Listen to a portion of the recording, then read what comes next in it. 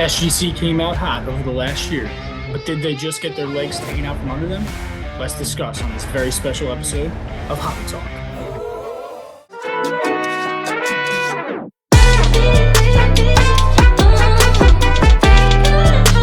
All right, welcome. This is Vic from Vic's Cards on this very special episode of Hobby Talk. Today we are going to discuss if SGC is dead. Well, no. The answer is no. They're not dead. But let me tell you a story that I have for you today. So I recently sent out 2 subs, one to SGC, one to PSA on the same exact day, being December 30th of 2023. Both were entered into the respective systems on January 9th, and I have gotten one back, shipped out so far, that being the PSA bulk order. This was subbed before the special. That has been returned, not returned, but in process of being returned to me. As of this recording, it's about 6:30 here on the East Coast. SGC has not graded my cards yet. So this is I believe day 9 or 10, so well within their window. It's fine. But it brings up a question for me. And my question is, did PSA weather this storm that SGC had going for them towards the end of 2023 with their specials, with their turnaround times? It's unbelievable to me that PSA was able to turn around a order like that so fast. So in this case, PSA beat SGC in terms of their turnaround time, which I have not seen. I did not see that at all in 2023.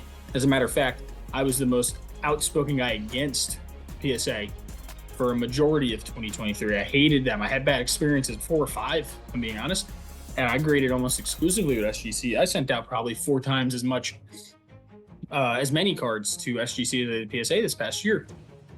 So what does this mean? Well, I think it's twofold. I think that PSA clearly saw SGC as a legitimate threat to their stranglehold on the industry, on the grading industry. And they took whatever steps necessary to limit that. And one way that SGC was gaining ground was their turnaround times. They were able to get cards in the door, get cards out the door, way before those cards would show up in a PSA slab. You would have SGC slabs flood the market on the first 2 weeks of release, unless you went express services to PSA. Those cards were not getting back to them, 2-3 weeks after the SGC cards already hit the market. So there's that. I think that SGC has an edge in customer service, and I think that goes an extremely long way. I think PSA still has a lot of work to do in that aspect. However, they took one of SGC's main selling points and have kind of nipped it in the bud a little bit. By being able to turn around a bulk sub that's at a 65-day level in 8 days is insane to me. Now, there could be an underlying reason. Are people not sending cards in as much? Perhaps the new year. But with the special in, I'm actually shocked that they got in and out that fast. So that could be a thing. Maybe PSA is just not grading as many cards that we think they are. The other factor is they relocated their New Jersey office in order to be able to grade, and they're hiring graders. I don't actually know if it's open yet to grading, but I do know they're having a drop-off special this Friday, being in New Jersey. I get a lot of emails from them to attend this special event thing. So that could be it too. Maybe they're sending cards to the New Jersey office without us even knowing. I saw an example of that on Twitter where someone sent it to the California office and got the cards back from the New Jersey office. So they must be grading there in some capacity. So that could be it too, is maybe that they've doubled their team and they can get things in and out. So it's an interesting thing. I think SGC definitely isn't dead. They still have a customer in me. I grade with them no matter what. I love their slabs. I think they have the best slabs. I think cards look really awesome in their tuxedos. I think they're the most consistent graders. I think they're a little lenient, but they're very consistent. Like, what cards are going to get what for the most part. With PSA, I think it's kind of a crapshoot, and I still think it's a crapshoot even with the turnaround times. So you gotta weigh that when you're sending cards. Each grading company does their own thing. Each has pros and cons. Obviously, SGC is not going to have the resale value that PSA is in modern. They can compete in vintage 100%, but modern they cannot as of right now. So because PSA, if they can continue this, obviously this is just one thing. This is not a big sample size, but I've seen at least 5 or 6 on Twitter that have gotten back in an insane amount of time. Like they've been entered like January 12th and they're already in the completion stage, which is insane for bulk orders. Like nuts. That's nuts turnaround time. That's what SGC was doing, prior to the new year. I think they got slammed. I think they overflowed themselves with the Bowman special, and I think they're trying to catch up a little bit, and that's probably why they're slowing down. However, if PSA can keep this up, they took SGC one pedestal back again. They gained all this ground. They just chopped them right at the leg. So I love SGC again, but PSA clearly had a vision. They saw them as a legit competitor, and they did what they had to do to, limit the gap, I guess, or widen the gap back up between SGC, BGS, Tag, HDA, whatever grading company you want to use, or second tier grading company you want to use. So for right now, I just don't see how SGC can compete, especially value wise, if PSA is able to offer, the same speeds at $19. It makes no sense to send it to SGC at $15 because the value is just so much more with PSA.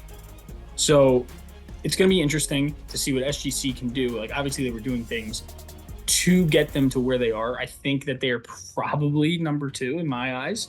I mean, you're welcome to comment who you think number 2 is, but I think they've definitely surpassed BGS. I think they're better than CSG. HDA and Tag are kind of, whatever, who cares? Niche. They're niche. That's what they are. But BGS is pretty much dead.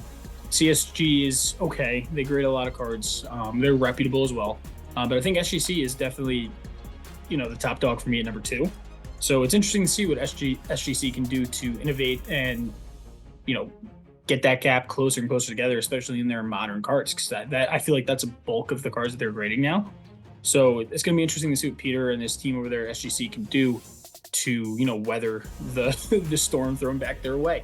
And business is all about competition. It's all about growing. It's all about innovation, finding the next big thing. So who knows? Maybe SGC could come out with something in the next week or so that completely, revitalizes the market, changes the market completely.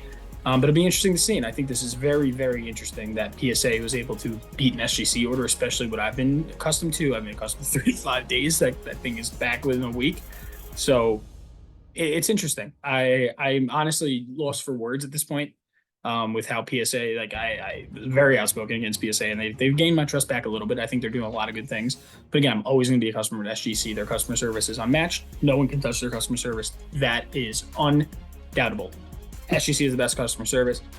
How are they going to make their slabs more valuable? That's the question. Will consumers like to buy SGC? Sometimes you have a tough time moving SGC slabs, myself included. But for the most part, I can get them moved. I think it's more important to buy the card than to buy the grade in the grading company for the most part. If you like the card, then buy the card. So that's another topic for another time. But again, very interesting to see. I don't want to ramble too much. Just my thoughts on it. I think PSA weathered the storm, and SGC's gonna have to throw some more grenades their way and see what they can do to get some more market share in the grading atmosphere. I hope you guys have a very awesome rest of the week. Don't forget to like, comment, subscribe.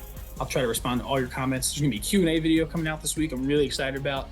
And then Hobby Talk episode 3 with Brad from the Closet Cards on Twitter, one of the best consigners, one of the best guys in the hobby that you can meet. So I'm really excited to get to interview him on Saturday, and that'll be dropping February 2nd. But as always, stay blessed, stay happy, and I hope you guys have a great rest of your week.